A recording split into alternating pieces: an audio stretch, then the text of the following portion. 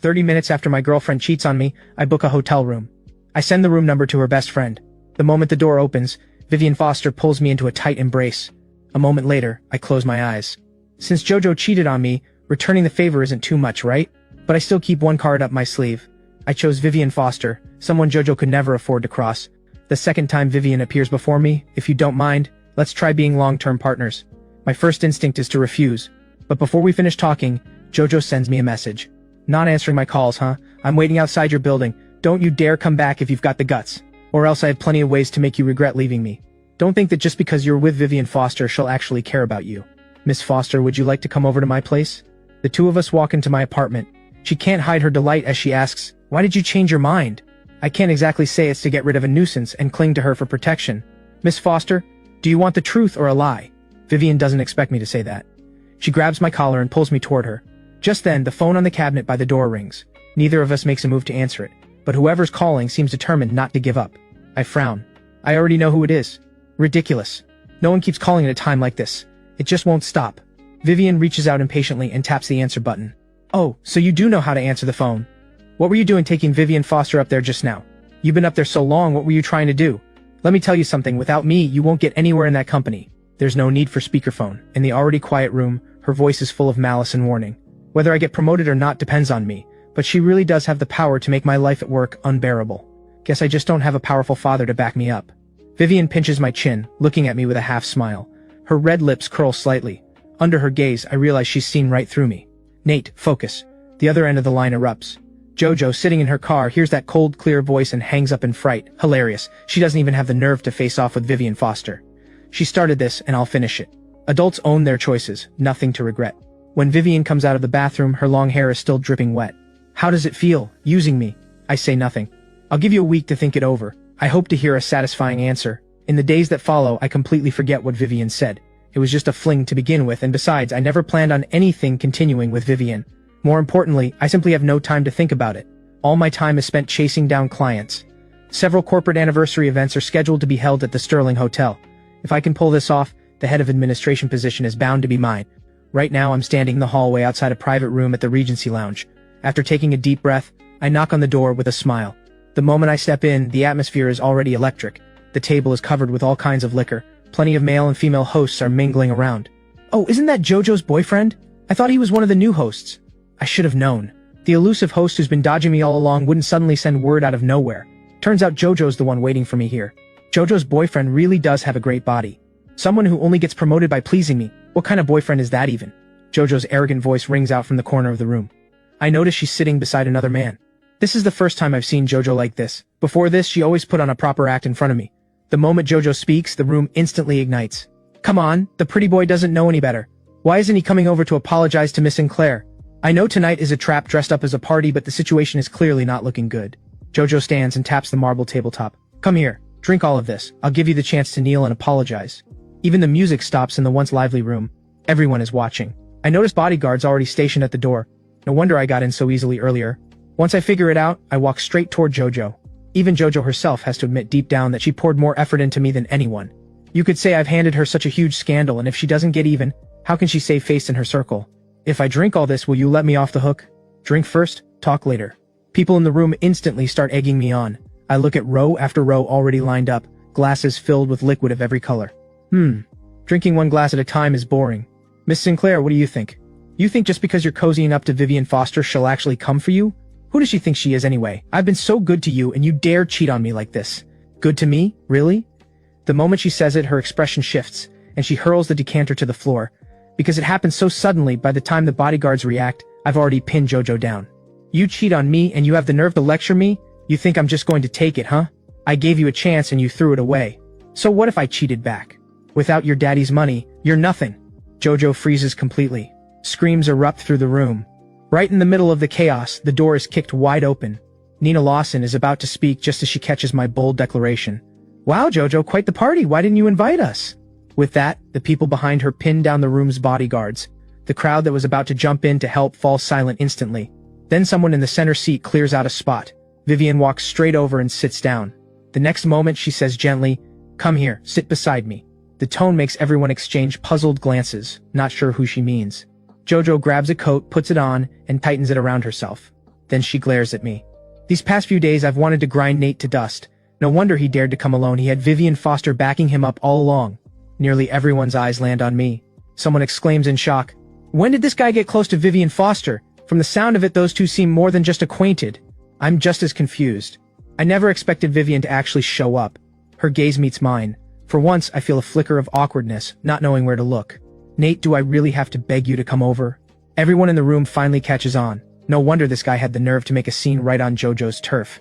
He's got Vivian Foster backing him. They just can't tell if it's a whim or something more. I take a deep breath and walk straight toward Vivian. Then I sit down beside her. Fortune really does turn around. A moment ago I was the spectacle everyone gawked at, now I'm the one sitting in the seat of honor watching them. Someone tries to get friendly, but given the current mood, it's hardly the moment to speak up. The instant I sit down, Vivian's cool, faint fragrance drifts over to me. Nina glances at the crowd standing around and laughs slightly. Why is everyone just standing there frozen? Weren't you all having fun a second ago? Sit down!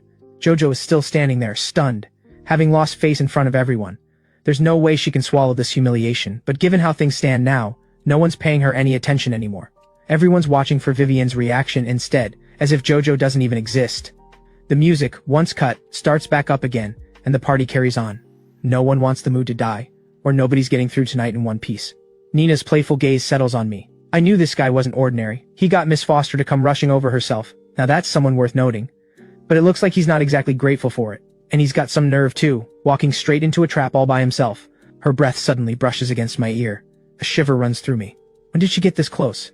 This kind of territorial gesture from Vivian is as good as announcing that I now belong to her. JoJo's eyes turn red. Vivian, all for some guy you'd throw away your own best friend? The room falls silent again. It's an absolute battlefield. Someone mutters quietly. Sure, Miss Foster usually hangs out with us, but besides Nina here today, the only other people who can really call themselves her close friends are those few names back in the capital. JoJo must be drunk. How else would she dare question Miss Foster like that? Someone shoots JoJo a warning look. JoJo hesitates for a moment. At a moment like this, if I just let Nate off the hook now, then from now on I'll never be able to hold my head up in front of the girls again. No, I can't back down. Vivian doesn't even spare JoJo a glance. It's JoJo's friend who stands up instead. That's enough. Do you want to cross Vivian Foster? Let's go. JoJo shakes her off and tries to yank me up by force. A few people already scream out loud. The next instant, Vivian's well-trained bodyguards at the door step forward and drag JoJo aside. Vivian Foster! JoJo screams, still trying to charge forward, but she can only flail helplessly where she stands. I helped you out again. What are you going to pay me back with? Her voice, soft and low, brushes past my ear. I meet her gaze, my hand clenched into a fist. The meaning behind Vivian's words is unmistakable, but I don't understand why she'd help me like this. Nina watches coolly from the side, with no intention of stepping in. Seeing things escalate, someone stands up. Miss Foster, Miss Lawson, I have urgent business at the office. I'll head out first. Seeing Vivian doesn't react, others follow suit, standing up to leave. Vivian calls out loudly, "Nobody's leaving!" Every single footstep halts. Vivian swirls the red wine in her glass, looking at them almost carelessly. We ordered all this fine wine. It'd be a shame to leave it untouched. Don't you all agree? Everyone hurries to please her. Miss Foster, don't worry. We'll finish every drop. Not a bit will go to waste, and we'll cover the entire bill for tonight. I have no attention to spare for any of them right now, because Vivian's fingers, cool to the touch, trail lightly, almost absently, over me. My gaze settles on her elegant profile, catching clearly in her eyes a glint of mischief and satisfaction. Vivian whispers by my ear, "Do you like it?" Something snaps in my head with a jolt, as if the last thread of my composure has completely blown apart.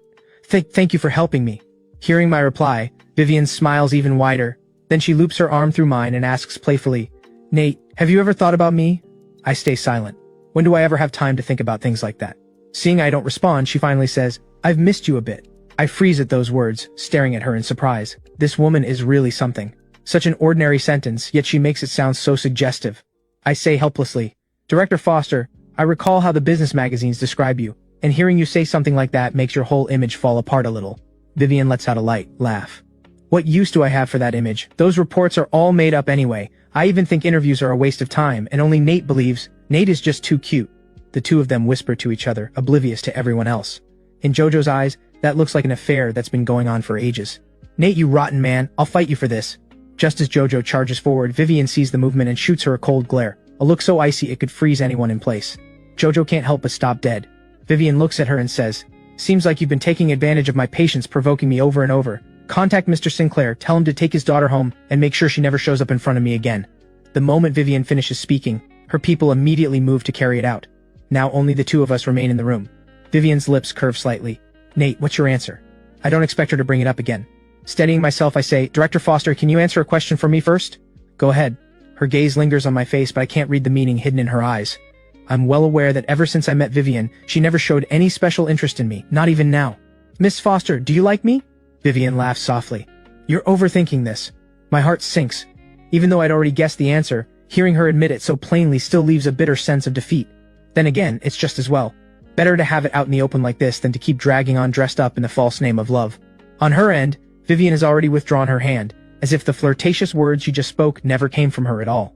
It was just a guess on my part. Since that's the case, I'll still have to decline your offer, Director Foster.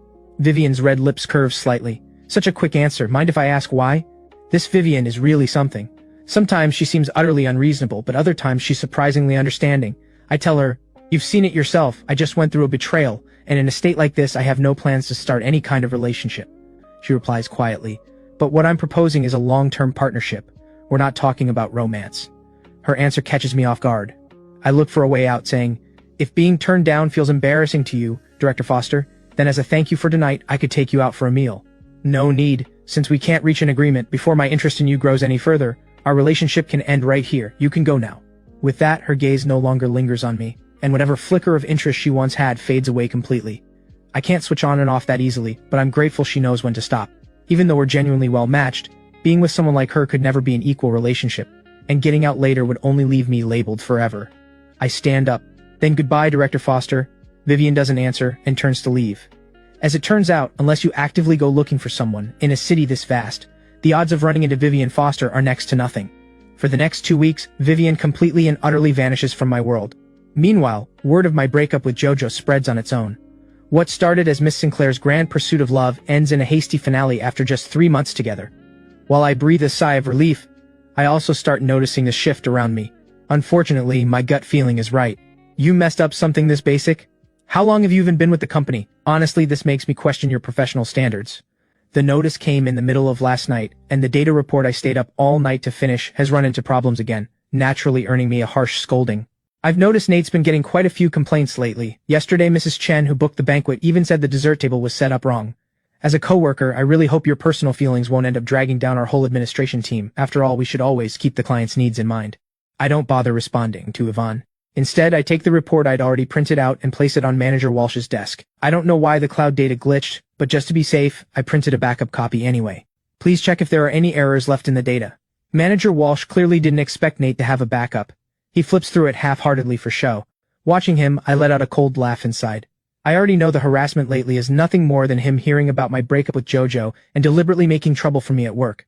As for Mrs. Chen, I personally went to apologize with a gift yesterday, and she's already accepted my apology. Manager Walsh pauses, tossing the report back onto his desk. Yvonne didn't expect Nate to have that move up his sleeve either. Once we're out of the office, Yvonne trails behind, stirring the pot. What's the point of trying so hard? Jojo's already put the word out, and things are only going to get harder for you from here. I shoot right back. Whether I can handle it is my own business. No need for you to worry about it. It's not like this is my first day in the workforce. I've dodged the same trap before. Did you really think I'd fall for it twice? You really think I'm that stupid? Seeing me come out, Ryan Lin quickly hands me a cup of coffee. Watching Yvonne head into the team leader's office, he finally rolls his eyes and says, she weaseled her way in through connections herself, and she still has the nerve to lecture us about you relying on Jojo. I let out a laugh, trying to reassure him. Forget it, there's no point arguing with someone like her. Plenty of people like her in the workplace anyway. Ryan drags his chair over and starts venting. Why is Jojo acting like a rabid dog about this? Breakups happen all the time, it's normal. And now the planning department's gotten so cocky, constantly giving us trouble. They keep saying whatever plan we come up with isn't good enough since Jojo's got their back. They're all strutting around like peacocks now. I can't exactly bring up all that mess with Jojo, so I just watch him scroll on his phone nonstop. What are you looking at? Oh, today's headline. Apparently Vivian Foster's rumored to have a boyfriend now, and he's supposedly a famous model. Ryan says it offhandedly. My hand freezes for a second.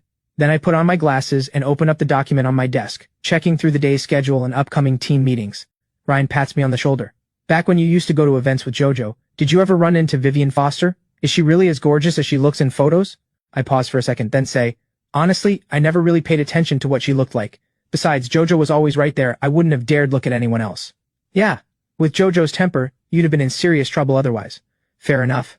Oh right, department gathering tomorrow night, don't forget. Now that news of your breakup with Jojo is out, Yvonne and Manager Walsh have got it out for you a bit. They might use the chance to mess with you. Stay sharp if it comes to that, and if worse comes to worse, just make an exit. Just thinking about tomorrow gives me a headache. Got it. Thanks for the heads up. I'll be ready for it. The department gathering is set at a newly opened club. On the way there, Ryan keeps complaining in the car, asking why we can't just go home and rest at night instead of splitting the bill to entertain the bosses. Yvonne's going to be toasting the bosses non-stop all night, trying to suck up. Honestly, it's exhausting just thinking about it. I park the car, pat him on the shoulder, and reassure him. Come on, if you said this stuff somewhere on the company forum, you'd get slammed for it. Called out for lacking team spirit and pushing individualism. The bosses would definitely come after you then. Ugh, what a drag having to watch them put on a show. Ryan grumbles his way out of the car, and then we spot Yvonne groveling as she fawns over Manager Walsh. I think to myself, as annoying as Yvonne can be, if she's willing to bow and scrape even for someone like Manager Walsh, there's really nothing she wouldn't stoop to. I get out of the car, sigh, and say to Ryan, let's hurry inside, or being late will affect everyone else. Ryan nods and we quickly walk over together. Yvonne sees us approaching and says, I thought you two got stuck in traffic again. Well, since everyone's here, let's go in. Then she turns to Manager Walsh with a sugary smile. That song you sang last time, you absolutely have to close the night with it again today. I still haven't had enough of it. The flattery lands perfectly, and Manager Walsh looks thoroughly pleased, grinning ear to ear as he leads Yvonne through the front door first. Meanwhile, on the other side, Miss Foster, Miss Lawson. The staff greet them with practiced courtesy, opening the door and leading the way. Who else could it be but Vivian Foster? I instinctively look away. Is this really the same Vivian I knew?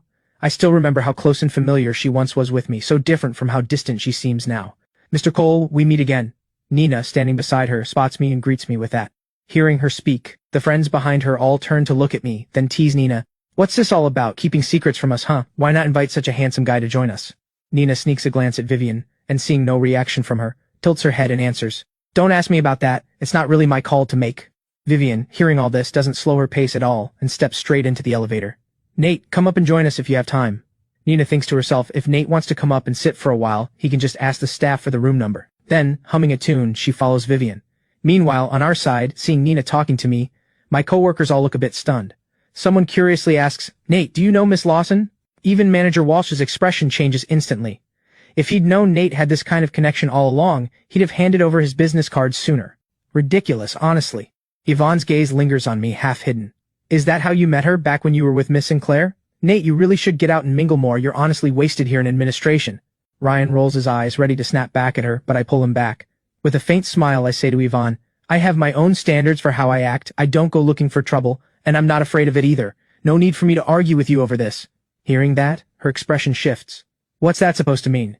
Nate, aren't you just relying on your looks to hook Miss Sinclair in the first place? Don't act all high and mighty with me. If you've got the nerve, go get with Nina Lawson, let's see if she'd even bother with you. Seeing this unfold, my coworkers quickly change the subject. Let's hurry in, I can't wait to hear Manager Walsh sing. Right, and they pull Yvonne away. Vivian has just sat down when she hears Sophie's song pressing Nina. That handsome guy really isn't your man? Oh, get out of here. If he really were mine, you think I wouldn't have told you already? You'd have already seen him in the room by now. I'm not that dumb bringing a guy like that back just to sit and chat innocently. Do I look like some kind of charity worker? Thinking about it further, Nina turns to Vivian. So what's really going on? Why did things fall apart that day? I remember someone hearing that JoJo set up that whole thing on purpose to get back at her ex, and Vivian was so worried she pushed back a business deal and rushed straight over to the Regency Lounge. And what happened? Somehow you ended up sitting there alone just watching the whole scene? The more Nina thinks about it, the more curious she gets. Then Vivian's cool, even voice cuts in. Worry about your own business, don't pay so much attention to everything else. A woman scorned really is impossible to deal with, say one wrong word and she loses it. The moment Yvonne walks into the room, she acts like she owns the place, darting around everywhere. Her voice isn't bad, and she keeps flattering Manager Walsh, going around the whole room until every wrinkle on his face seems to bloom with delight. Seeing this, Ryan nudges me with his elbow, signaling me to watch out. Sure enough, Yvonne comes over holding a drink. Nate, you managed to smooth things over with a difficult client like Mrs. Chen. Everyone in administration should raise a glass to you, right? I knew she'd pull something like this. I politely decline. I'm driving later, no drinking for me tonight, I'll toast with tea instead. Yvonne raises an eyebrow. Everyone else has had a drink, at least have a little, or we can just call you a driver later. I'm thoroughly sick of Yvonne's tone, and I'm just about to fire back when the door to the room swings open. Staff bring in more wine and a fruit platter. Someone asks, confused, wasn't this a mistake? We didn't order this. There's no mistake, the staff member replies with a smile. This is Miss Lawson treating everyone, and she's also covering the entire bill for tonight. Whoa, all this wine must add up to a fortune. Did Nate really get close to Miss Lawson? Everyone is instantly stunned, and all eyes turn toward me. Yvonne's bright, striking face barely holds its composure. No wonder you didn't bother toasting the bosses, you've got someone backing you after all. Good, glad you know it now. Even Miss Lawson wouldn't force a man to drink against his will. This time Ryan finally can't hold back. Who do you even think you are? The staff set everything down and stepped back out of the room. My heart sinks. Why would Nina suddenly pull a move like this? What does it actually mean? Logically speaking, our personal relationship hasn't gotten anywhere close to this level. Could it be Vivian behind it? Seeing all this, Yvonne can't keep face any longer. She lets out a cold huff and turns to walk away, thinking, what if Nate really does get close to Nina Lawson? Someone even Jojo has to butter up. If I keep pushing him like this, what happens if he comes after me later? I've just sat back down when Ryan curiously asks, what's really going on between you and Nina Lawson? What's the deal? Honestly, I'm not sure myself, but one thing is clear. With Nina footing the bill for drinks tonight, things won't be too hard for a while, though who knows how long that'll last. I glance around the room, and a few people, looking guilty, drop their heads, all of them people who've been tripping me up openly or secretly this whole time. I'm still weighing whether to go thank Nina, or maybe she's doing this just so I'd come find her myself. Suddenly I feel the seat beside me dip, as Manager Walsh sits down next to me. Nate, honestly, I've always had high hopes for you. Hearing this, I keep a polite distance. I still have a lot to improve on. Thank you for guiding all of us, Manager Walsh. Manager Walsh looks me over. Oh, don't say that at all. No need to be so formal. I just never expected you'd be this close with Miss Lawson. A flicker of alarm runs through me. I already know he's not here with good intentions, but let's see what he's actually after. The wine in Manager Walsh's glass swirls gently as he speaks slowly. The Lawson family just opened a new resort. It's gotten great reviews. If you could help push forward a partnership with the Lawson Resort, it would do wonders for your career here. What kind of joke is this? A project like that, even our top boss, Director Gao himself, might not be able to land it. What makes him think I could win over that tough old shark? This is absolutely insane. I let a slight smile pull at the corner of my mouth and say nothing more. Instead, while he's dangling this carrot in front of me, I casually toss out a line. If I happen to run into Miss Lawson again, I'll try to bring it up. Though honestly, I'm not that close with her. Is that so? Hearing this, Manager Walsh's eyes flicker as he says, actually, no need to wait for next time. Miss Lawson happens to be right upstairs. The smile drops right off my face. So Manager Walsh is here fishing for Jojo, testing me out. Letting Nina fool people like these is fine, but she won't be fooling Jojo. Everyone knows Manager Walsh was placed in administration by Jojo's father, and it's only because our actual head, Thomas Tang, isn't here that Manager Walsh has started throwing his weight around. Thinking this over, I decide to just lay it all out plainly. I pick up the bottle and pour him a drink myself. Manager Walsh looks completely caught off guard by the gesture, even shifting a little further away from me, as if he's worried what I might do to him. Then I let out a sigh and say to him, Manager Walsh, since you think so highly of me, I won't hide anything from you. I'll be honest with you. Miss Lawson and I really have no connection at all. As for why she's been so kind to me, it's probably because of someone else entirely. Hearing this, Manager Walsh asks curiously, really? Then who exactly asked her to look out for you? Vivian Foster, of course. I lock eyes with him and say word by word, Nina Lawson is just following Miss Foster's instructions. That's why she's been looking out for me. Manager Walsh's hand jerks, spilling half his glass instantly. He thinks to himself, he'd heard Nina Lawson goes through male companions fast enough, but a companion of Vivian Foster's, someone worth naming, he's genuinely never heard of one before. Does Nate really have this kind of backing, or is he just bluffing? Manager Walsh quickly composes himself and shoots back. But Miss Foster didn't even acknowledge you earlier. Nate, do you actually know Miss Foster? Don't be bragging, it won't end well if you're caught in a lie. I pick up my glass, take a sip, and reply casually. We had a small disagreement a couple days ago. She's just ignoring me tonight to throw a little tantrum. She just wants me to coax her a bit. You know how it is, Manager. Walsh, things haven't exactly been easy for me at the office lately, so a little friction here and there is only natural. Manager Walsh takes a sip of wine, fingers running over the glass, thinking to himself, if this is true, then Miss Sinclair's demand to have Nate driven out needs some serious rethinking. After all, Nate now has Miss Foster behind him, which would make things a lot more convenient for administration going forward. Excuse me, Manager Walsh, I'll step away for a moment. Seeing he doesn't push another drink on me, I find an excuse to head to the restroom and catch my breath. Water runs over my fingertips at the sink when I look up and see Yvonne has followed me in. I understand immediately she's been embarrassed by me twice tonight already, and she's bound to look for a chance to get back at me. Speak of the devil, and there she is. Then Yvonne's voice rings out. You really are something, aren't you? If it's not Jojo, it's Nina Lawson, shuffling between women like that while acting like you don't want anything at all. Must be exhausting keeping up that act. I pull a paper towel and wipe the water off my hands, as Yvonne keeps mocking me. Nate, let's see how much longer you can keep up this act. Hearing this, I let out a cold laugh, then say calmly, Yvonne, there's a limit to everything. Whoever starts the trouble is the one being rude first. Hearing this, Yvonne's face turns ashen, and just as she's about to snap back, she hears me continue. You think Manager Walsh was so well behaved tonight for no reason? Of course it's because I told him the person backing me isn't Nina Lawson, it's Vivian Foster. And don't think I'm someone with an endless amount of patience. I suggest you focus on managing yourself. She doesn't say anything more, just glares at me viciously, then turns and storms off. I leave the restroom too, and the moment I step out, I bump right into Vivian. Vivian looks up and sees it's me, giving me a faint smile. Meanwhile, I'm thinking, oh no, was she standing here the whole time? If Vivian heard what I just said, will I even live to see tomorrow's sunrise? Whatever, apologizing first can't hurt. I take a deep breath and say to her, Miss Foster, what I said just now might have been a bit out of line. I'm sorry, I didn't mean it that way. Vivian hears me but says nothing, and simply walks right past me. I stand there dazed for a while, then pull out my phone and open my chat with Vivian. On the screen, one message is still sitting there. It's timestamp reading 5:36. Looking at that message, memories of that day rush back into my mind. I quickly shake my head and start typing. Meanwhile, Vivian returns to the room, where everyone else is already having a great time. Nina is seated beside a newly popular male celebrity. Miss Foster, what took you so long in the restroom? Vivian sits back down, brushing off the drink the man offers her. Her gaze, though, sweeps briefly over the men in the room before her mind drifts back to that night with Nate. Vivian sits there quietly, lost in thought. Sophie remarks, they're all having a blast already. Nina throws an arm around Vivian. I actually went looking for you in the restroom just now, and the staff said you'd gone up to the second floor. There's already a restroom right here in the room, so Vivian showing up out there was strange enough on its own, and now going up to the second floor too. Who's going to believe that wasn't about someone up there? Vivian doesn't respond, just brushes Nina's hand off, saying only, I'm heading out, we'll catch up another time. Nina stands up, surprised. Hey wait, Vivian, you're really leaving already? It's not every day we get to hang out, won't you stay a bit longer? Meanwhile, I keep typing and deleting my apology in the hallway. In the end, I just send 3 words, I'm sorry. But Vivian has blocked me, and the message never even goes through. I stare at that red exclamation mark, letting out a helpless, bitter laugh. Ugh, I really can't figure out what's going on in Vivian's head. After that whole scene, the department gathering wraps up pretty quickly. Co-workers trickle out in 2s and 3s.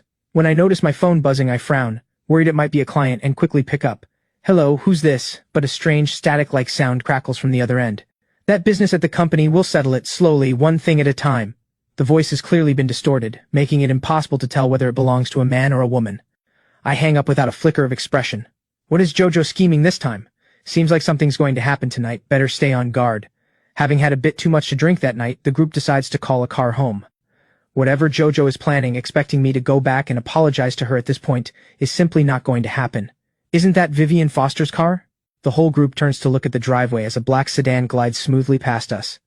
A scornful snort comes from Yvonne behind us, and Manager Walsh's expression isn't much better. Hearing Yvonne's mocking laugh, Ryan looks utterly baffled, and shoots back, Are you out of your mind, Yvonne? What's gotten into you now? You've been choking on humiliation all night, why wouldn't I be laughing? I've been waiting all night for a moment like this.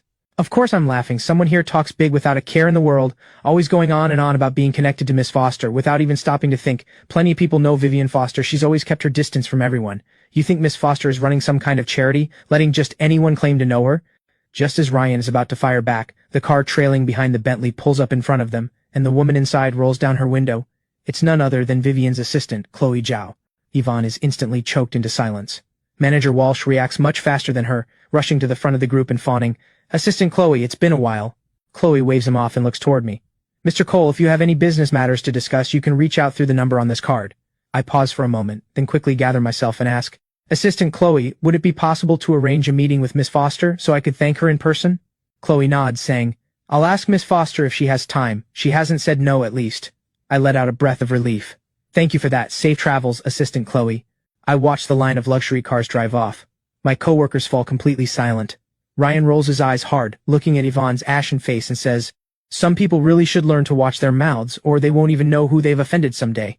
I hold the business card in my hand, thinking to myself, even though it's just Chloe's personal contact, at least it's a door Vivian has left open for me. It means she's still willing to hear me out. I have to seize this chance. Yvonne can't stand to linger any longer, flags down a car, and leaves right away. Ryan stays with me until everyone else has left, and before getting into his taxi he reminds me, You've had a few too. If it's not safe, just call a driver. We'll sort anything out back at the office tomorrow. I close the door for him, waving a hand. It's fine. Don't worry about me. Go home and have some soup to sober up. Don't worry. What could possibly happen to a grown man like me? After watching the taxi drive off, I stand there for a moment, just about to head to my car and wait while calling a designated driver. Someone has left a suspicious, unidentified object in the passenger seat, clearly some kind of deliberate prank. I slam the car door shut hard and lock it, intending to head straight to the police station. But halfway there, I sense someone behind me. I force myself to stay calm, thinking to myself, could this be someone Jojo sent to get back at me? No, I need to get out of here fast. Then a pair of headlights flick on, and someone steps out of the car, suddenly tapping me on the arm. I jerk my arm away sharply and demand, What do you want? Who sent you? Then I catch sight of her delicate face and freeze. Vivian, why is she here? What happened? You look terrified. There's something suspicious in my passenger seat. I think someone Jojo sent tampered with my car.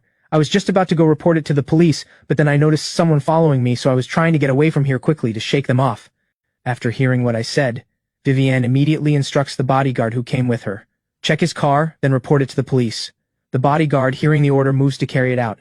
I stand there, still replaying the whole scene in my head. Meanwhile, Vivian opens the car door. Get in. I'll drive you home. I don't move, still lost in my own thoughts. Not hearing any response from me for a while, Vivian shoots me a resentful glare. What, going to reject me again? Fine, suit yourself. I'll be on my way then. All right then, Miss Foster. If you don't mind giving me a ride. Just as she's about to leave, she hears my voice speak up. Vivian lets out a light laugh. You're being so obedient today. I honestly thought you'd just say no. I just smile without a word. Miss Foster, weren't you leaving just now? I ask once we're in the car. You seem quite interested in where I go. What, do you like me? That car everyone mentioned pulling out at the intersection earlier, turns out it was yours. I ignore her teasing. Vivian, looking a bit exasperated, lets out a light sigh. I've been here the whole time. Are you really sure that car earlier was mine? I nod, pretending not to notice, and change the subject instead. Thank you so much for tonight. I'm lucky you were there. Vivian suddenly loses interest in talking to me. It wasn't deliberately for you. I just happened to stop here. Her tone turns cold. No need to keep thanking me over and over. She's just feeling restless, just zoning out here. That's all. Genuinely not waiting here for him on purpose, and she couldn't care less how he's doing anyway. Hearing Vivian say this, I don't know what else to say. An awkward silence fills the car. The driver glances at us through the rearview mirror a few times, before finally working up the nerve to ask, Director Foster, are we headed home, or... Vivian glances briefly at my silence and says, Riverside Manor. The car is already quiet, and Vivian closes her eyes to rest. I don't relax at all, though. My nerves still on edge, still unable to figure out why Vivian, known for keeping everyone at arm's length, would go so far for someone like me, someone she's barely met. Such special attention, is it really just out of curiosity? Fortunately, the distance isn't far. As we near the residential complex, I'm just about to get out, but I can't help glancing at Vivian. Noticing my gaze, Vivian says, Why are you looking at me? Get out. Or do you plan to spend the night in the car? I hurry to get out, and just as I'm about to say goodbye to Vivian, she's already looped her arm through mine and starts walking toward the complex. We walk side by side, and I'm just about to say something. You've got some nerve. You didn't even bother looking into what kind of person Jojo was beforehand. Vivian's voice grows colder and colder, even carrying a trace of quiet resentment. Hearing this, I pause for a moment, then explain anyway. Even though I was with her, I honestly didn't know much about her past. And besides, I think once two people are together, what matters is the present and the future, not the past. So I never paid too much attention to that side of things. Vivian stares at me in disbelief, before eventually just stopping in place. Go on then, she says. You're making a fair point. In that moment, it almost feels like I'm giving a report to a superior. I study Vivian's expression, and seeing she's fairly calm, I go on. As for the betrayal, I'll admit I've taken it pretty hard, but Jojo lied to me over and over, and I had to protect my own dignity. As for you, Miss Foster, I still owe you an apology. I shouldn't have, after turning you down, brought up our past connection in front of my coworkers, just to make myself feel a little better. After I finish speaking, my gaze drifts toward Vivian on its own. After a long silence, she lets out a cold huff, before finally speaking slowly. Your judgment of people really isn't great. I can hear the meaning behind her words too. Basically thinking there's something wrong with me, choosing to play Jojo's tedious love games instead of staying with her. But it's precisely because she's so far out of reach that I dare not overstep with her even more. The two of us walk on, one behind the other, until we reach the entrance of my building, and just as I'm about to open the door, I remember Vivian is still here. I turn to her, extending an invitation, trying my best to keep it from sounding too suggestive. Miss Foster, would you like to come up for a bit? But with the two of us alone right at my doorstep, it doesn't feel right to just send her away. Seeing my reaction, Vivian lets out a light laugh, just about to decline, when the next second Jojo, who's been hiding here waiting for me, Nate, please, I'm begging you, can we please get back together? I promise I'll treat you right from now on. I stare in shock at this woman standing before me, clearly worked up. Vivian looks at Jojo standing there and frowns. Jojo, this is really too much. If you ever dare do something like this again, don't blame me for sending you exactly where you deserve to be. With that, she gives a look to the bodyguard nearby, and the bodyguard leads Jojo away. It's just the two of us left again. Vivian speaks up. This time you're coming with me. This address really isn't safe. I'd assumed she'd just have someone take me to a hotel, but it isn't until we drive into the gated community that I realize she is taking me home with her. The lights flick on in the entryway. Vivian Foster's world opens up to me completely. Vivian's wealth speaks for itself here. From the entrance to the decor, everything is simple yet grand, thoughtful in every detail. Just the paintings hanging in the hallway already show impeccable taste. Vivian walks ahead of me, Then she turns and tells me it's fine, you don't need to change your shoes. I follow behind her. The living room is huge, mostly modern in style. Vivian probably isn't home much, so there's no trace anyone actually lives here. I see her head straight upstairs, so I hurry to follow. Vivian stops at a room at the end of the hallway. Only then does she turn to look at me. This is your room. Go wash up. You've had a tiring day too. Get some rest early. Seeing that I don't move, Vivian teases, what's wrong? Not happy with the room? Or do you want to sleep in the master bedroom? Hearing that, my ears turn red. I quickly explain, that's not what I meant. I just thought your boyfriend might mind. Vivian hears this and asks, puzzled, who told you I have a boyfriend? Where did you hear that? She looks at my startled expression, and for a moment I don't know what to say. I feel a bit embarrassed. Just as I try to end the conversation, I hear her voice again. So what do you think of JoJo now? Do you regret being with her? I freeze for a second. When choosing a partner, not looking into their past is an incredibly foolish thing to do, so regretting it afterward makes perfect sense. With that, Vivian doesn't wait for my reply. She walks straight into the master bedroom. I stand there dazed a moment before it hits me. Wait, is that what she meant? Vivian, she's actually questioning my judgment in picking a partner. I'm so annoyed, but I can't argue against it either. I stand there thinking it over a long while. Then I push open my door and go in, grab my toiletries and head to the bathroom. My mind is still turning it over, wondering how I should apologize to her tomorrow. It feels so awkward. Forget it. Tomorrow's problems can wait for tomorrow. Right now my only job is to rest well, since I have work tomorrow. Meanwhile, in the master bedroom, Vivian slips on a bathrobe and pours herself a glass of red wine. Just then her phone lights up with a call. She picks it up. Hey, spit it out if you've got something. On the other end, noisy background chatter comes through. Nina Lawson asks curiously, didn't you just go home? How'd you end up bringing your Nate home with you? Vivian stands by the window, watching the shadows of the trees sway outside. She says flatly, I brought him because I wanted to, since when do I need a reason? Nina's caught off guard by the answer. Then she teases, Vivian, you're such a liar. Tell me the truth, have you actually fallen for Nate? Vivian hears this and answers righteously, are you saying you just watched JoJo take revenge on Nate? Out of basic human decency I have to lend a hand. Nina scoffs and shoots back, Vivian, don't play dumb with me. You know exactly what I mean. Vivian sets down her wine glass. If 2 or 3 days together is enough to fall for someone, then your line of boyfriends could stretch from the Lawson estate gate all the way to City A. Then she hangs up. That can't be right, Nina thinks. Am I overthinking this? But judging by how Vivian's acting, she clearly cares a lot about this Nate guy. So strange, so strange. Did I make a huge mistake by bringing Nate into this at all? Great, just great. Now even I know something's up. Meanwhile, after I finish washing up, I lie in the guest room, unable to sleep. Something feels off. What does Vivian actually mean by all this? Did she really just take me in out of pure kindness? The more I think about it, the more restless I get, and just as I'm tossing and turning, footsteps sound at the door. I bolt upright, my heart pounding. Why is she coming over here? Could it be, are you asleep? I think for a moment and finally ask, Miss Foster, is there something you need this late? Nothing in particular. Just checking in on you. Get some rest soon. With that, I hear Vivian's footsteps fade away, and right then, sleepiness finally hits me. Early the next morning, my 7 o'clock alarm wakes me right on time. I get up and wash up, and just as I step out the door, I hear voices downstairs. Turns out Vivian's assistant and secretary are both there. Vivian sits on the sofa listening to their reports. As if sensing something, she glances up in my direction. Here's the situation, she says to them. Go handle it. Report to me if anything comes up. Yes, Director Foster, they answer respectfully, then quietly step out. The house falls back into its usual quiet. Come down once you're ready. There's no one else here now. Hearing that, I nod, head downstairs, and greet Vivian. Morning, Miss Foster. Let's eat. Breakfast is ready. Only then do I notice the table's already set with all kinds of breakfast dishes, both Western and Chinese. The spread is generous. I suddenly remember I've been skipping breakfast to sleep in lately. Today I can finally eat properly. I pull out a chair and sit down looking at Vivian, puzzled. You don't eat breakfast? Doesn't that make you hungry? Vivian, sitting on the sofa replying to messages, says, I've already eaten, just eat, don't worry about me.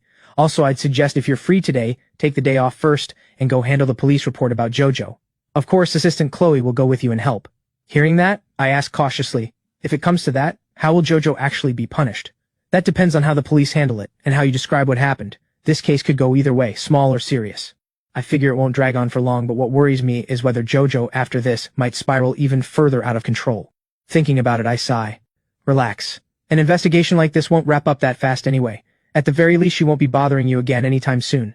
Just the Sinclair family's own internal mess, plus JoJo's own buried history from years back. That alone will keep them busy for a long while. I know Vivian's way of doing things, so I know I can rest easy for now. Then she suddenly changes the subject. What do you want for lunch? I'll have the chef make it.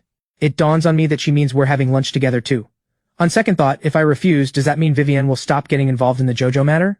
After a lot of hesitation, I finally ask, Miss Foster, can I take this to mean that you like spending time with me, which is why you care about me so much and help me solve my problems? Vivienne hears this and replies distantly, and if it is, if I remember correctly, it's always been you coming to find me. That's true. Because on this front, we're equals. Going forward, it'd probably be best if we don't get too involved in each other's lives. When needed, we can just call and arrange a time or set a regular schedule. What do you think? Vivienne hears my request and looks a little surprised at what I'm asking. After a moment of silence, she asks curiously, even gifts I give you, you'd turn those down too? I knew she'd react this way. I know that staying close to Vivienne could get me plenty of help and open doors to a higher social circle, but I don't want to bet my whole future on someone else. Let's just stay respectful of each other, ordinary friends with no strings attached. We reach out when we need to, no material entanglements, so it's clean if we ever go our separate ways. Yes. Then I say, if you wanted to keep this kind of relationship going, I'd rather we skip the gifts as much as possible. If we ever part ways, it'll just be messy to untangle otherwise. I understand. Vivienne nods and replies flatly, that's fine, it's simpler for both of us this way. Then she gets up, not waiting for my reaction, and walks straight out. When Chloe walks in, I'm just about to gather my things and follow Assistant Chloe. Seeing what I'm doing, she gives me a reminder. Mr. Cole, your apartment is still being checked over. Hearing that, I set my things down, raise an eyebrow and ask, Assistant Chloe, is this Miss Foster's idea? Chloe just smiles and says nothing. I get it right away and set my things back down. Let's go then, the sooner it's done, the sooner I stop worrying. Since Vivienne didn't kick me out immediately, that means she's accepted my terms. Since we've reached an agreement, there's no need to stand on ceremony anymore. The car is already waiting at the door. The neighborhood looks even nicer in daylight. Once I get in the car, Chloe hands me a file. This is Miss Sinclair's statement from last night. The case mainly involves stalking and intimidation. You don't need to worry too much about the rest. We'll take care of it. I look over JoJo's statement. It claims this was just a prank between a couple. I let out a cold laugh. I won't accept a private settlement, I say. I'm sticking with my original decision on this. Director Foster said the same thing. She'll also help find you a good lawyer to handle it. I raise an eyebrow, thinking to myself that I really do owe Vivienne thanks for this. She didn't have to get involved in this at all, but she stepped in anyway just to help me. I nod. Right, I really do owe Director Foster my thanks, and thank you too, Assistant Chloe, for all your work. Chloe sits beside me, quiet, until we're near the police station when she gives a warning. Mr. and Mrs. Sinclair arrived last night. They're quite emotional. I'd suggest you avoid confronting them directly. Hearing that brings back a memory. Back when JoJo and I were together, there was a time we ran into her parents while out shopping. I don't remember the details clearly anymore, but their arrogant, condescending manner is something I haven't forgotten. I won't start any conflict myself anyway, I think to myself. But there's no telling what JoJo's parents might do. After all, raising someone like JoJo says a lot about how difficult the parents must be. The moment Chloe and I step into the police station, a woman's sharp voice cuts through the air. So you're the petty, small-minded one, reporting my daughter, huh? I turn my head. Mrs. Sinclair and Mr. Sinclair glare at me with displeasure, and the woman even lunges as if to hit me. Chloe's face pales and she moves to intervene. I look at them, expressionless, and say mockingly, What, you want to hit me now too? Can we please have a little reason here? I'm the victim in this, why shouldn't I have the right to protect myself? Mrs. Sinclair points a finger at me, furious. Don't put on airs with me. A grown man being this petty. What did my daughter ever do to you? Mrs. Sinclair, instead of picking a fight with me here, maybe think about what your daughter actually did. If she hadn't hurt me, I wouldn't even have a reason to make things hard for her. Mrs. Sinclair is so furious she's speechless. Mr. Sinclair pats her back to calm her, then turns to me and fires back. Mr. Cole, are you so noble yourself? Isn't this all just about compensation for you two dragging our JoJo here like this? JoJo is our daughter. She's been well behaved her whole life. If it weren't for people like you corrupting her, she'd never have ended up like this. I'm tired of this pointless argument. I turn straight to the officer beside us. You heard them. They're attacking me personally. I refuse any private settlement with the Sinclair family, and I will not accept mediation. I trust only the law's ruling. Whatever it decides is fine by me. Mrs. Sinclair, you really won't listen to reason, will you? If I get criticized, so be it. It won't cost me anything real. As long as this gets handled properly, everything else doesn't matter. Meanwhile, elsewhere, when Nina walks into Vivienne's office, Chloe's voice message is still playing on her phone. Vivienne hears her come in, pauses the recording, and glances up at her. You have this much free time now, coming over here every day? What do you mean uncomfortable in my own office? You think I want to be here? Nina stares at Vivienne, resentful, and says with a wronged tone, Vivienne, you made such a big move, a lot of people have been asking me about it. With this whole Sinclair mess, the project we invested in fell through. What do? We can't just shelve it, so I came to ask you. Vivienne takes a sip of coffee, ignoring the question about the project, and says lightly, If you do something wrong, you pay the price for it. Does that need explaining? As for everything else, we'll deal with it when the time comes. Why is everyone in such a rush? Nina hears this, arches an eyebrow, and sits down on the sofa. Sounds like Miss Sinclair's in for a rough time. Nina naturally isn't about to plead Jojo's case. She's just musing out loud. Anyway, Vivienne, she changes the subject. Sophie's throwing her boyfriend a birthday party later. Are you coming? Vivienne, figuring I should be about done at the police station soon, politely declines. I already have plans, you all go ahead. Once the statement is recorded, Chloe and I leave the station together. She says to me, Mr. Cole, if there's nothing else, I need to head back to the office. Chloe glances at her watch, clearly in a hurry to get back to work. Don't worry about me, I say, reading her mind. Go with the driver, you're busy too, don't let me hold up your work. Chloe's a little surprised by my answer, then gives a light laugh. Then I'll head out first, Mr. Cole. Don't forget lunch with Director Foster. I'd genuinely forgotten about that. Ha, thanks for reminding me, Assistant Chloe, I appreciate it. Now that the Jojo matter is handled, I don't need to worry about my own safety anymore. But just in case, Chloe still leaves 2 bodyguards to protect me. I walk slowly down the street thinking to myself, since I already took the morning off, there's no rush to get to work. I don't know if word got around somehow, but even Manager Walsh is being unusually easy about it today. He approved my leave right away, and even said there's no rush, I can come back once things are settled, so I should use this time to really think about how to properly thank Vivienne. Meanwhile, Chloe reports to Vivienne right away. Director Foster, everything's been handled, I've already booked the restaurant for lunch. Just meet Mr. Cole there directly. Silence on the other end of the line. Do you have too little work to do? Such a busybody. Chloe's lips curve slightly. She thinks to herself, Director Foster seems pretty happy about this. I just didn't expect she'd value Mr. Cole this much. I should probably treat him more carefully from now on. As for me, while I'm still deciding whether to swing by my apartment first, my phone rings. I see it's Aunt Diane calling. I wonder, puzzled, why is she calling me? Does she need something? I pick up. Hey, Aunt Diane, what's up? Hearing my voice, Nate, she starts, hesitant. Do you have a minute? Aunt Diane, what's wrong? Just tell me. Then she says, well, I'm fine on my end, but it's Tyler. He got into a fight at school. His father and I aren't in the city right now, so I have to ask you to go instead. Got it. Don't worry. I'll head to the hospital and check on him now. I put down my phone, let out a sigh, and take a cab straight to the nearby city hospital. When I spot Tyler sitting on a bench in the hallway, he looks utterly disheveled. Passers-by just glance at him, and sensing their stares, he silently clenches his fists. Seeing this, I quickly step in. Tyler, what are you doing now? Unclench your fists right now. I stride over, glaring at him coldly. The moment Tyler sees me, he looks me over with disdain. Why is it you? I didn't call you to come here. Aunt Diane's being nosy again, huh? Acting like she's actually my mom. An outsider should stay out of our family business. Hearing that, my face darkens, and I snap. Shut it. Let me tell you something, Tyler. Your dad and my aunt fell in love freely, so watch your mouth. Tyler snorts. Freely in love? That's the funniest joke I've ever heard. Do you even believe that yourself? Comfort yourself at home all you want, but my mom already told me everything. Don't think I don't know. I let out a cold laugh. Is that so? Rolling up my sleeves, I say casually, if your mom is so capable, why isn't she here helping you fix this mess? Tyler's expression changes instantly. He turns his head away, stammering, She's busy, she can't get away. The more he talks, the more he tries to sound confident, until it's almost like he's convincing himself, and he shouts at me directly. She's just busy with something, my mom would never ignore me. Don't try to stir things up here. Hearing that, I shatter his little fantasy without mercy. Busy with what? I say mockingly, busy hanging out with her friends? Tyler, let me tell you, you'd better behave yourself. If we can't work this out and it blows up, someone will be held responsible. I'm not going to bail you out, you're on your own. After I finish, Tyler's eyes flicker with unease. He asks quietly, is it really that serious? Could I actually be held responsible? I sigh. I've already looked into it. Tyler, you shoved someone down the stairs the moment things started. Do you even think before you act? If that's how little regard you have for consequences, you might as well donate your brain to someone who needs it. If he has internal injuries, or his legs hurt badly enough he can't play basketball anymore, what are you going to pay him back with? Well, he's always putting on an act, Tyler mutters. I didn't think he'd actually fall. I glare at him and say coldly, seems like you won't stop until you hit rock bottom. In a bit, you're going to apologize properly, and I mean it. The earlier scolding must have shaken Tyler, because he doesn't argue with me anymore. I drag him along and knock on the hospital room door. Once we're given permission to enter, I push the door open and step inside. Turns out Ava Shaw is actually someone I know. Jojo had taken me to a few of their gatherings before, and once I saw her at a new club Ava had just opened. That was the first time we ever met. Though my nerves ease up a little, I'm still worried, because this is the Shaw family after all, and this isn't exactly a small matter. Can this really be resolved easily?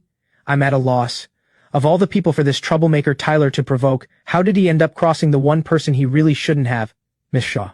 I speak up cautiously. Ava stands by the window, and hearing the noise, she turns and sees me, looking a bit surprised herself. Nate? What is he doing here? What a rare visitor. Well, for Vivienne's sake, let me ask him a few things.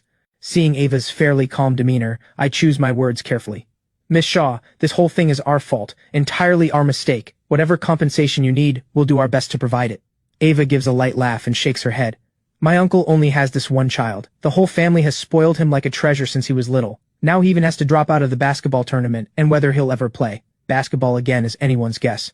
Under these circumstances, what exactly can you offer to make up for that? Even someone as dense as Tyler can tell this woman isn't someone to mess with. For once, he stays silent. I stay silent too, my mind racing to find a way forward. Ava glances between Tyler and me and asks curiously, "What's your relationship to each other?" I'm caught off guard for a second, then quickly answer, "He's kind of like my brother, I suppose." "Is that so? Doesn't seem like your brother sees you that way." "You, go outside first, I need to talk to him." "Tyler." Ava says this to Tyler in a distant, dismissive tone, and Tyler immediately leaves without looking back, clearly dumping the whole situation on me. If it weren't for Aunt Diane, I really wouldn't want to deal with an ungrateful brat like him for even a second. He's always the first to bolt when things get real. Now it's just Ava and me in the room. Ava sits down on the sofa and asks, "The situation with Jojo has something to do with you, doesn't it?" I didn't expect her to bring up Jojo instead of pressing further about Tyler. I answer, "There's some connection, yes. Why do you ask?" Ava hears this and looks me over. I have to admit, this man in front of her really is handsome. My family doesn't need compensation.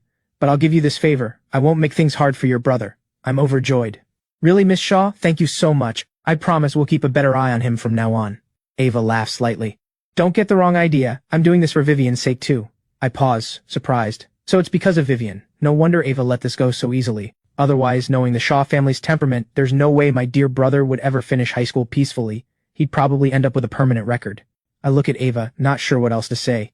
"Don't worry, I'm not the one losing out here. My aunt's gone to see the attending doctor right now, so take your brother and leave while you can. Otherwise it'll be harder for me to help once she's back. Miss Shaw, I owe you one. I won't forget this." Ava looks at me with a faint, unreadable smile, watching me leave, then sends a text to Vivian. I step out of the hospital room and see Tyler standing off to the side, head down, playing on his phone. Tyler glances up, sees my sour expression, and blows a bubble with his gum, asking lazily, "So, can we leave now?" I stare at him and say, "I shouldn't have come at all. Why should I care about this mess of yours?" With that, I ignore him and walk on ahead by myself. Tyler freezes for a moment, then hurries after me. "Hey, what's that supposed to mean? Think I'm too much trouble for you? You could have just left earlier then. Who asked you to look out for me anyway?" I press the elevator button, glancing him up and down mockingly. "You've got a lot of nerve right now, shouting at me like this. All because you know your age keeps you out of trouble. I'll be honest with you too. If Aunt Diane hadn't called me, I wouldn't have set foot in this place at all." Tyler knows full well I won't coddle him. He disliked me the very first time we met, and now, hearing my words cut into him like knives, it only makes him more uncomfortable. He snaps back.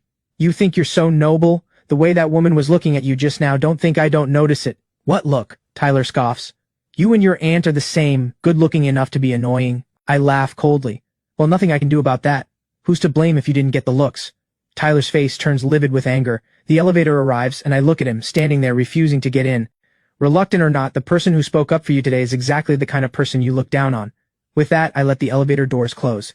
Only then do I finally relax, leaning back against the wall. I think to myself, Tyler's always at odds with me, and the only one really stuck in the middle is Aunt Diane. She's the only family I have left in this world. If I could help it, I wouldn't want to make things hard for her either. With Tyler's temperament though, the more you give in, the worse he gets. By the time I reach the hospital entrance, I notice the people coming in are all folding up their umbrellas. At some point, a light drizzle has started falling. I look at the wet ground thinking, of all the days for such bad luck. Just as I'm troubled, wondering how long this rain is going to last, my phone rings. I answer, and Assistant Chloe's voice comes through. "Mr. Cole, did something come up to delay you?" She glances back at Vivian, already waiting in the dining area. "What is Nate doing, keeping Director Foster waiting this long? He doesn't seem like the type to be so careless about things." I see the call and suddenly remember my lunch appointment with Vivian. But I quickly gather my thoughts and say to Chloe, "I want to cook a meal for Director Foster myself. I'm out buying groceries right now and I've had something to deal with. I'll contact her myself in a bit, don't worry." Chloe lets out a breath of relief and replies, "All right, Mr. Cole, just don't forget to reach out to her." A few minutes earlier, Vivian had already received a message from Ava, but she doesn't react much to it. "Sorry about this, something came up this afternoon, I have to stand you up for lunch. Can I cook you dinner tonight instead? Whatever you like, I'll make it for you." Vivian's mood, a bit irritated moments ago, inexplicably settles just from listening to this voice message. Her red lips curve into a small smile. "Sure. Whatever you make is fine, I'm not a picky eater." I read her reply with a knowing smile. I don't have that many signature dishes, but thankfully Vivian isn't picky, or I'd probably need to call in reinforcements. I reply, "I'll do my best to match your taste and give you a good dinner." A while later she replies, this time with another voice message. "I find a quieter spot and play it. More than the meal, I just want you by my side." For a moment I have nothing to say. That line from Vivian genuinely leaves me speechless. Thankfully, she doesn't message me again, or things might get a little too awkward. Just as I let out a breath of relief, I notice, off to the side, two bodyguards in suits walking toward me. My first instinct is to turn back into the hospital and call for help. But they're already right in front of me. Mr. Cole, we're the bodyguard's assistant Chloe arranged for you. We noticed you don't have an umbrella. Would you like us to drive you to your destination? I stand there, a little stunned. Have you two been following me this whole time? The guard looks a bit embarrassed. We're private security hired through Foster. Unless necessary, we wouldn't have shown ourselves. Though a bit put off, I know these are special circumstances right now. I reply, I need to get back to Director Foster's residence. Just find a supermarket nearby it and drop me off there. Once in the car, I remember to text Aunt Diane back. They're not holding it against him anymore, but Tyler needs to understand the real stakes here. He can't keep expecting someone to clean up after him, including compensation and everything else. Once you're back, you should really take him to apologize in person, to make your position clear. Right after I send it, she replies instantly. Understood, Nate. It's been a while since you've come by for dinner. Have you been taking care of yourself lately? Seeing her caring message, my heart aches a little. I reply, I'm doing just fine, Aunt Diane, don't worry. I'll come home for dinner whenever I get the chance. Vivian has an unexpected meeting come up that evening. By the time Chloe reaches out to let me know, I'm already at the supermarket buying groceries. Chloe's call comes at just the right time. Director Foster has a last-minute meeting. She asked me to let you know. That's fine, I'll just wait for her. These kinds of business dinners are usually more drinking than eating anyway, so she'll probably feel a bit rough when she gets home. Making her something to eat will be just right. Then I ask, Assistant Chloe, what kind of food does she usually prefer? Chloe considers for a moment. Director Foster's mother is from Haicheng, that's about all I can share. So I pick up some ribs and fish, then head back to Vivian's house. While changing shoes at the door, I notice there's suddenly an extra pair of slippers, matching Vivian's own. A little surprised, I assume someone else has come by, but after checking around, it's still just me here. The guest room now has a whole set of new toiletries, as if I'm meant to be living here long term. My phone buzzes, I pick it up and check. It's a message from Vivian. If you're bored, feel free to use the screening room downstairs. I'll be back a bit late tonight. Sure, no problem. I'll wait for you to get back. I change into home clothes and head to the kitchen to prep the meal. I work fast and finish up in under an hour. It's still early before Vivian gets back, so I wander around the house out of boredom. I'd assume the house only had 2 floors, but then I find an elevator that goes down, revealing a whole hidden level below. Too bad Vivian's rarely home, so I skip past the study and find, at the end of the hallway, an actual music room. I never expected that Vivian plays an instrument. Impressed, I finally head to the screening room, pick out an obscure little film, watch for a while, and end up dozing off. Meanwhile, at her business dinner, Vivian stares at her phone, saying nothing. The people around her notice. Director Foster's been on her phone all night. Is something urgent going on? Since Vivian never really has boyfriends around, no one even thinks to guess it's about a man. Nothing urgent. I just picked up a big stray dog last night, wondering if he's bored at home alone. Everyone at the table is sharp enough to exchange a knowing glance, and no one suggests moving on to a second venue. By the time Vivian gets home, it's already late at night. 4 or 5 dishes sit on the table. She glances over them briefly, and surprisingly, they match her taste perfectly. Back in the screening room, I catch a faint scent of orchid drifting near me. I open my eyes, Miss Foster, to find Vivian leaning over, just about to wake me. You're back. The food's probably gone cold. It won't taste good anymore. Seeing my relaxed, easygoing manner, Vivian laughs softly. It's fine. I'll just reheat it. I nod, then say, let me make you some hangover soup too. I catch the smell of alcohol on her right away. Vivian actually hasn't had that much to drink today, but she's surprised anyway. You're that good? Can you even tell what kind of alcohol it is? I think about it and answer, aged dry red. Vivian suddenly leans in close, so close we're nearly touching. I can feel nothing but her warm breath and the soft fragrance of her hair. My whole body stiffens instantly, my skin flushing red in an instant. Vivian sees my reaction and gives a small laugh, then whispers softly, Then do you know where it's from? I say nothing, just change the subject. Let's eat first, Miss Foster. Didn't you say you barely ate tonight? She asks curiously. What made you decide to cook these dishes? Miss Foster, don't tell me you don't like them. Of course I like them. Whatever you cook, I'll like it. Back in the living room, I suggest, go take a shower first, relax a bit. You've had a long, tiring day at work. Vivian nods, and while she's upstairs, I reheat all the dishes. When Vivian comes back down after her shower, she finds me with my back turned, busy warming the food. Vivian walks up behind me. Noticing no movement, I ask, What's up? Is there something? Vivian looks up at me, then gently wraps her arms around my waist from behind. This intimate gesture feels almost as though we've already been a couple for years. Nate, what other dishes can you make? A little of everything, but I'm not exactly a master. I picked most of it up back in college, secretly learning while working part-time at a restaurant. Working part-time? Were you working the whole time you were in college? I nod. Yeah. My family's old house was sold off, but in this city, buying a decent place downtown still takes a lot of work. Renovations and everything cost money too, so I worked part-time all through college. I half expect Vivian to ask about my family situation, but thankfully she doesn't. She just suddenly lets go of me. I breathe a sigh of relief. Moments later, Vivian comes back holding a small velvet box. Before I can react, she's already opened it. Inside is a men's watch. She tries to put it on my wrist herself, but for some reason she can't quite manage it after a few tries. I understand what she's trying to do. Let me. I slip it on myself with ease, the motion casual and natural. Vivian seems drawn in by it, then suddenly turns a little shy, ducking her head down. It's strange sometimes. When I'm the one doing things, Nate never seems to treat himself like a guest here, acting bold, not the least bit intimidated by me. But now, this one small, careless gesture of his leaves me too flustered to even look at him. The food in the pot is already filling the air with its aroma. I hesitate before asking, should we eat at the table, or somewhere else? Vivian, wanting to linger in the kitchen a bit longer, says, let me taste it first. I followed an online tutorial for this one, I say, scooping up a spoonful of soup. It might not be very authentic. Miss Foster, give it a try. Vivian looks straight at me, reaching out to hold a hand holding the spoon. Then she praises. So good, really tasty. The first time I've ever heard her speak the Haicheng dialect, the accent authentic, still carrying the unique tone of her voice, like a feather brushing lightly against my ear, sending a shiver through me. Vivian really doesn't move to the dining table at all. She stands right there in the kitchen and eats most of the food on the spot, clearly enjoying every bite. I feel a bit proud of myself. That's me for you. A real cooking genius if I do say so myself. Afterward we walk back to the room hand in hand, fingers laced together. Just before the door shuts, I catch a glimpse of Vivian looking at me with something unmistakable in her eyes. A long while later, Vivian rests her head on my shoulder, then lifts it again. I look down at her, my hand gently touching her face. She instinctively pats my hand away, snapping back to her senses in an instant. Nate, I'm sorry, I didn't mean to. Really, given our current arrangement, it would make the most sense for us to go to our separate rooms. But Vivian doesn't want to leave, and I really am tired too, so I just let it be. I say, a little helpless. It was my fault. Why are you apologizing to me? Deep down, I'm not really someone with much sense of security. I might look decisive and tough on the outside, but privately, I really do need to be cared for too. I don't know if the things you've told me, Nate, you've ever told anyone else, but they genuinely moved me. Maybe it's the atmosphere tonight, so warm and gentle, that softens her even more. For once, I feel the urge to open up, and I tell her, Miss Foster, actually, I lied to you. How so? Being with JoJo, it wasn't because she just happened to appear in front of me. It was because on my birthday, she was the first and the only one to send me birthday wishes right at midnight. The truth is, I hadn't properly celebrated a birthday in years. After I finish, I don't hear any response from her. Half joking, half self-mocking, I add, kind of a ridiculous reason, isn't it? Even I think it's absurd. I lower my head after saying it. In the darkness, the look Vivian gives me carries a quiet tenderness and pity. The next morning, after washing up, Vivian and I sit down at the same table to eat. She's already back to her usual composed self. I say in my normal tone, I'm going to head home today, I won't be coming back tonight. Vivian glances at me. So when will you be back? I think it over and say, here's my number, you can reach me any time. If I'm not busy, I'll come by. She nods, showing she understands, then gestures for me to finish the breakfast in front of me. Out of habit, I pick up the vegetable salad. Is this all you eat in the morning? Doesn't that leave you hungry? Miss Foster, don't worry, this is for my health, I'm used to it.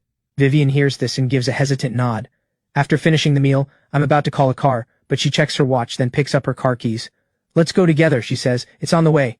The Sterling Group's hotel wouldn't be tucked away in some backwater corner. It's in the same business district. Really is on the way. Vivian, thanks for the ride. You're saving me a lot of trouble. The two of us don't talk much after getting in the car, until we're almost near the hotel, when Vivian finally asks, have you thought about switching jobs? Like, coming to work at my company? I nod. Of course I've thought about it, but not enough to switch right away. I've been working hard for the department head position for a long time now. Given how I've performed so far, I should have a real shot at it. I don't want to give up on that just yet. And besides, I've thought it through clearly. This world runs on survival of the fittest. There's competition wherever you go. If I switch companies over something like this, it's not going to change anything anyway. Figured you wouldn't want that. I'll drop you off at the entrance, or is the corner up ahead fine? Yeah, that's fine. I'll get out here then. Drive safe. The distance is just right, close enough that I can grab a coffee on the way. Vivian is really thoughtful like that.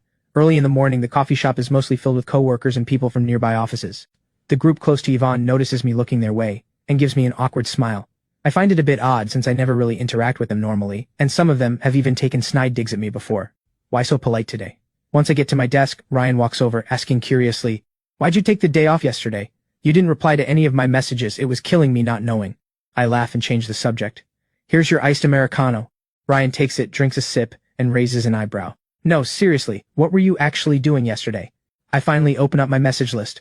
Ryan sent me 30 messages. Since he always forwards those pointless, goofy meme accounts, I basically mute his notifications most of the time. I'm about to explain myself when Ryan snatches my phone right out of my hand and sets it on the desk. Forget the phone, just let me tell you it's faster. You've heard about JoJo, right? It's trending online. Of course I know. It's about me too in a way, I say. That's it? I already heard about it at home. Ryan glances around the office. That's not even the half of it. Her father's in trouble too, called in for questioning. And the people her father promoted have all been called in as well. But none of that's even the main thing.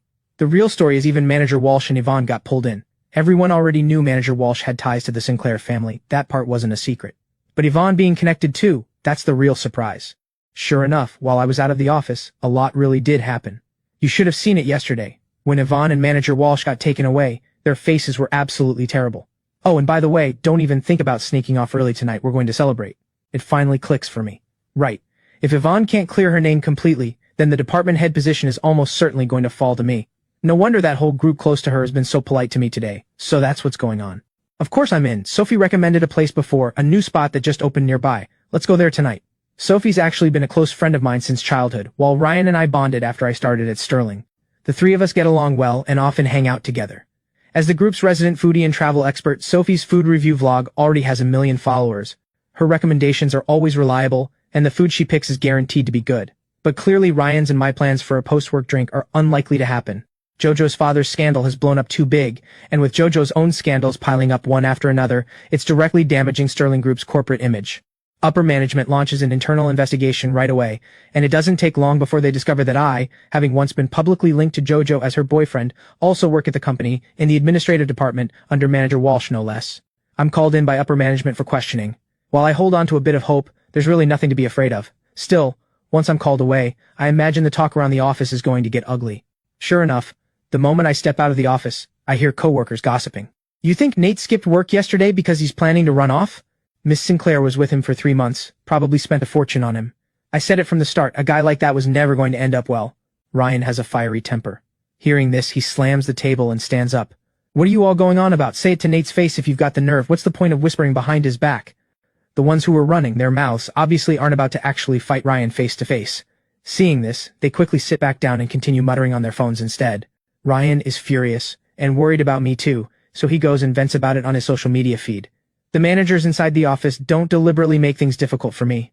After hearing the whole story from me, go back to your post and focus on your work. They just give me a brief word of caution. Understood, thank you. Walking out of the office in the hallway, the whispers and pointed glances vanish instantly, everyone suddenly looking busy with their heads down. The scandal involving Jojo and her father is now confirmed, and with Manager Walsh, Yvonne, and the others implicated in it, none of them dare openly target me anymore. Back at my desk, Ryan immediately comes over. So they didn't give you a hard time, right? I was practically dying holding it in earlier. Those people talk way too much garbage. It's fine. The truth clears itself in time. Management already knows the whole situation. You probably don't know this yet, Ryan. Manager Walsh is too deeply tied to the Sinclair family. He's been suspended from all his duties while an internal review takes place. And Yvonne, too. She used to lean on Manager Walsh's backing, taking credit everywhere, putting down coworkers, and a lot of people filed complaints against her. Now she can barely move around the department, and she stopped strutting around like she owns the place. Cutting corners and bullying others in the workplace never leads anywhere good in the long run. It's all a result they brought on themselves, one step at a time. Not long after, the company officially issues an internal notice, Manager Walsh is demoted, and Yvonne's quarterly bonus is docked.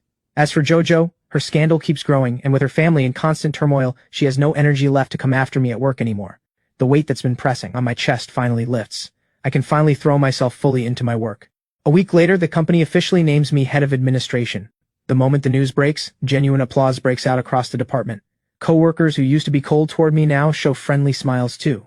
After work, now that you've been promoted with a raise, you better be treating us more often. Sophie laughs and chimes in as well. Looking at my two closest friends beside me, my heart is full of a steady sense of gratitude for the whole journey, grateful they've stayed by my side through it all. After the meal wraps up, I take out my phone and call Vivian. The call connects quickly. All done for the day? Just finished dinner with some friends. I've been so caught up sorting out everything that I never properly thanked you. I owe you a lot these past few days. From that first moment at the Regency Lounge, when she stepped up to get me out of trouble, to arranging her assistant to help with the police matter, quietly keeping an eye on company developments, silently clearing away obstacle after obstacle for me, Vivian never made a show of any of it, yet reached out to help me time and time again whenever I was in trouble. A soft laugh comes through the phone. Why thank me? I never helped you expecting any thanks in return. After a brief pause, she asked softly, Are you free tonight? I'm right outside your office building. Something stirs in my chest, and I hurry downstairs toward the entrance. Under the streetlight, Vivian's long hair falls loosely over her shoulders, all the sharp, icy edge of her business persona gone, replaced with a softer, gentler kind of beauty. Seeing me approach, a faint smile rises in her eyes. Walking up to her, I come to a stop and look at her seriously. I've thought about a lot these past weeks. At first, I had too many reservations, thinking our worlds were too far apart, too afraid to get close, just wanting to keep things as simple friends. But being with you these past weeks, I've come to understand that feelings were never about weighing pros and cons, and they don't care about where you stand in life. Vivian quietly looks at me, listening. I come from an ordinary background. I fought my way through everything to get here, grown used to relying only on myself, never letting myself lean on anyone else too easily. But after meeting you, the tension I always carry has slowly started to ease. I like the way you're sometimes playful and teasing, and I like that underneath your cool, distant surface, there's a gentle, kind heart. I take a deep breath, gathering the courage to say what's really on my mind. Vivian, I don't want to just be ordinary friends with you anymore. From now on, I want to stay by your side and face everything together with you. Will you give me that chance? The evening breeze drifts by gently, stirring the strands of her hair. The smile in Vivian's eyes deepens. She steps forward, gently taking my hand, her palm warm and steady against mine. I've been waiting a long time to hear you say that. I said before I didn't want material entanglements, afraid things would get messy down the road. But now I want to change that. It's not about wanting anything from you. It's about wanting to stand by you as an equal. I'll keep working hard, living life fully, and protecting you in my own way. I've never once doubted you. I admire your independence, your resilience, your honesty. That's exactly why I've wanted to get closer to you, step by step. No need to rush or force anything. Let's just walk forward side by side. In the days that follow, life settles into something quiet and warm. I hold steady in my role as head of administration, earning solid trust from both management and coworkers. Ryan remains my closest work partner. In my free time, I cook meals with my own hands and bring them to Vivienne, and she brings me into her circle of friends and connections. On weekends, we go for walks together, watch movies, browse street markets. There's none of the elaborate business obligations of wealthy circles here, just the simple happiness ordinary people share. This evening, I put my arm around her shoulders, looking out at the soft, glowing sunset on the horizon. My heart is full of quiet certainty. Holding on to this steady, ordinary peace, we'll walk toward every sunlit tomorrow ahead. With kindness in our hearts and our feet firmly on the ground, every good thing will arrive, just as promised.